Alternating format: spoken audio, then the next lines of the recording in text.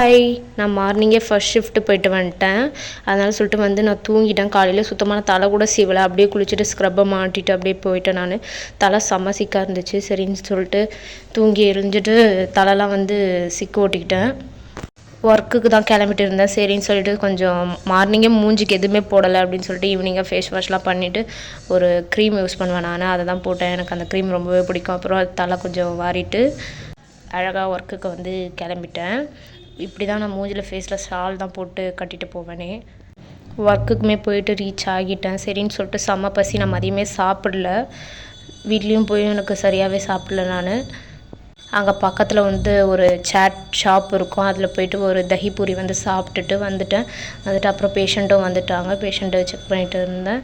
வைட்டல்ஸ்லாம் பார்த்துட்டு திடீர்னு என்னவே தெரில, என்னோடய கண் வந்து ரொம்ப செவந்து போச்சு. என்னோடய வீடியோ பிடிச்சிருந்தா மறக்காமல் லைக் பண்ணிக்கோங்க. பாய்.